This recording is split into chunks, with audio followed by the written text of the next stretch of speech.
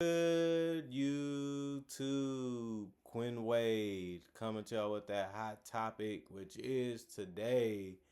Doc Rivers is out on my hometown team, the Milwaukee Bucks. He's gone now, and now they gotta find a replacement for Doc Rivers.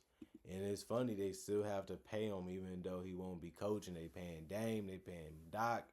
They don't really know what they're doing. They don't really know what direction they're going in. They don't know if they want to keep Giannis. They don't know if they want to trade him. They don't know if they want to give him the extension. The Bucks have some really, really important moves to make the next couple years to get this team back relevant. Obviously, you want to compete as much as you can for the playoffs. And Giannis seems like he's taking the blame for things. The crowd is booing him. He still is trying to stay positive. He's still trying to play his hardest.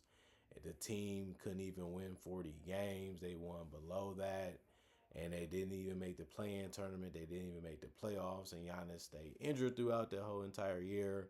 And then they lost Dame last year. Doc had a lot of talent. It seemed like he was underachieving a whole lot the last couple years for the Bucks. I know a lot of people personally said they want Doc out of there. They want Doc gone. So seeing him go in a different direction and not be the head coach of the Bucks anymore isn't really news to me. Isn't really new to me as a person that live in that city, in that state. You hear everything, and you know what the fans want. You know what the players want, and you know what everybody's talking about because of the fact that they ain't getting the results that they want. We know that Doc is a respectable coach. He has won a championship. He has helped teams succeed in the playoffs. A lot of people make fun of him too because they feel like he has had rosters where they should have performed better or they should have did better. So this was a situation where he was in a lose-lose situation. Either you take the Bucks to a higher level and you take credit for it, or you just be a team that can make the playoffs and then you just get beat in the first round. That's the type of rosters that was built around Giannis. That's the type of rosters that he had. Obviously, the East has gotten stronger at the top and it has gotten more difficult. But people look at it and say you have a top five player in the league. You have enough of a supporting cast to make some noise. Never really happened because of injuries before he got there and when he was there. The best players just couldn't play enough. They just couldn't stay healthy. They just couldn't stay on the court. And it just turned into a toxic situation to where he's probably looking at it like, what did you really want me to do with the talent that I had available? All I can do is just go out there and prepare us to have the best game that we can against whoever we're playing against and just live with the results of us winning or losing. And it is what it is. And 2 seasons plus on the Milwaukee Bucks as a coach, Doc Rivers had a 97 and 103 record, finishing below 500. And a lot of people look at it and say, that's not enough. But I look at it and say, he didn't really have the talent that was needed to be able to compete at the highest level when it mattered and throughout the seasons that he had coached. And that's part of the game. Obviously, everybody goes through their own problems. They go through their own situations. It's about how you handle them, how you go about them. Can you take accountability? Can you stay and have the respect of the players? Will they listen to you? Do they want to be coached by you? Do they believe in you? Are you making them better? Are you finding ways to keep them as competitive as you can? And that's all a coach can really try to do is use his voice and use his passion to show the players the right way, how to play the game and how to go out there and compete at the highest level. And, you know, his record showed that he was helping the team get wins. It just, he had bad luck a lot of the time with the rosters and the best players that he had available couldn't stay on the court. And I don't want to make excuses for him, but that's just facts.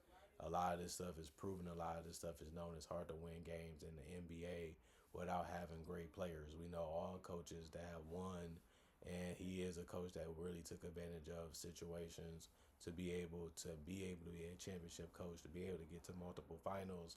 But what great coach hasn't really done it? What great coach hasn't really had that situation happen to them? And they actually was able to come out on top. You need talent, and you need elite talent to win in this league. He understands that. He knows that, but He tried to go out there and compete with what he had.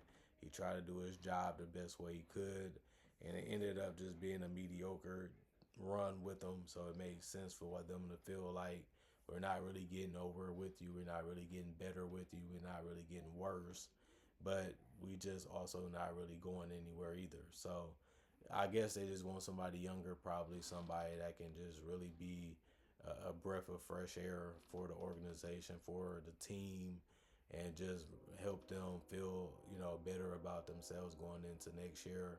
Obviously, you also hope that they're more healthier. You hope that they can build a little bit more chemistry. Some guys they obviously going to probably trade or let go.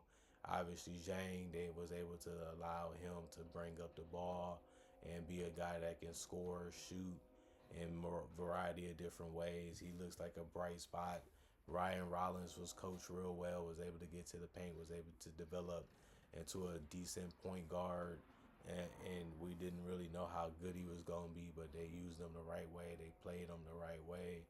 Obviously, the veterans, you don't know if they're going to come back again or if they're going to go to a team that can help them get paid and win the title.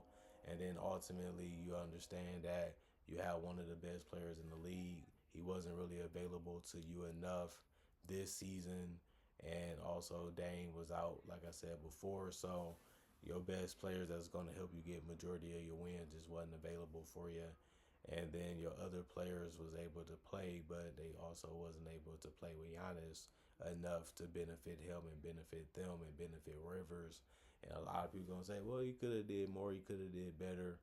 It's always gonna be a shoulda, woulda, coulda situation in any situation. But Doc, he ended up going out there and try to play the entire season out to the best of his ability. Didn't go the way that he wanted it to. Didn't play out the way that none of us thought that it probably would.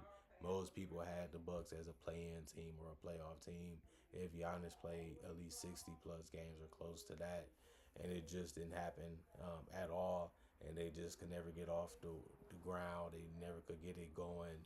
They never could get their best lineups out there the entire season. And at the end of the day, he's still going to get paid. They're still going to try to go in a different direction. They feel like they're better off without Doc. Don't worry about it. We'll pay you. We'll just let you go and let you figure out some other things with some other teams. Figure out your future. Figure out what you want to do. We're going to see what he does next. Is he going to continue to coach? Is he going to retire? If he's going to help out in a different position. We know that he loves basketball. We know that's his passion. We know that he's going to try to find a way to keep his voice in the game as much as he can, as much as he wants, because this is his legacy. This is what made him a Hall of Famer. This is what made him a great coach and a great personality for the game, is because he loves it. And he's going to do whatever he can to have an impact on the game. And that's something that you have to like. That's something that you have to love about him. He bleeds basketball, and that's one thing you can't take away from you. You may not like how he coached. You may not like the results he's been getting. You may not like what he's been able to accomplish the last couple of years. Some people say, well, he's living off that one championship in Boston. You still got to get it done. You still got to win. Plus, they did go to another finals, and they had a lot of injuries in that one as well. But they still had a chance to win. They still was up, and they didn't get it done. So it's really been, Doc is overrated. Doc is underrated. What Doc really does, what does he really do for your franchise? What does he really do to benefit you? Well, at least you know for sure he's going to go out there and try to get the best out of his players, and he's going to try to find ways to make them look good and look real good as role players. His star players have already, voiced how good of a coach he was, how good he was in the locker room, how he benefited them at the time, and how he made them look as good as he could, with his system and with his ideas. But, a lot of people have soured on Doc Rivers the last couple years.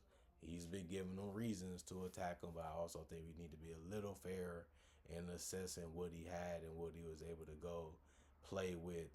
Even this year, finishing 32-50, that's still a lot of wins for a team that had the type of talent that they ended up having this year. Even though it's still below average, even though it's still a bad season, I don't really know what much he could have done this year to have a better one. You have to have the personnel to be able to compete at the highest level. If you don't have that, then it gives you more chances to fail and more chances to suck. And I feel like that's what he got this year. He got a little bit of that last year. He still was able to help them get to a good spot, but we knew that they wasn't going to win the title. We knew they wasn't going to get contenders, especially after they lost Dame with the Achilles. Once he went down, we knew they was done. When it came to competing for a title, especially after they amnestied him. So I don't really know what y'all expected. I don't really know what y'all really wanted. But one thing I do know is Doc, he's going to go down as one of them coaches where people are going to have a lot more negative things to say about him. They're going to have a lot more feelings about him than other coaches. Although he had a great run as a coach, although he had some great teams as a coach, although he did, win and have a lot of great winning seasons and play on some of the most iconic teams in the 2000s and 2010 because of the players that he had at his disposal. He only got one title. He only got two finals appearances as a head coach. Other than that, he was just good enough to get you to the playoffs and have a little bit of success is what people say, and that's how people remember him. Well, at least you got a championship. At least you was able to stay in the playoffs for a lot of times throughout your career. That's the bright side. That's the way you got to look at it. If you Doc Rivers, most people can't get one. Most people can't stay getting spots and jobs if they have a bad reputation. He was able to do that for multiple years, even including getting the Bucks job. And then you just got to go out there and do what you can and live with the results. And that's the best thing he was able to do. And sometimes it was good, sometimes it was great, sometimes it was ugly, sometimes it was a championship. And you have to take all of those in account, and you have to accept all of those things because that's just how your career can be, you know. And he still had a good enough one for people to call him a Hall of Fame coach. So most coaches ain't getting that, even if they get a job. And he was able to do that for over 10+ years.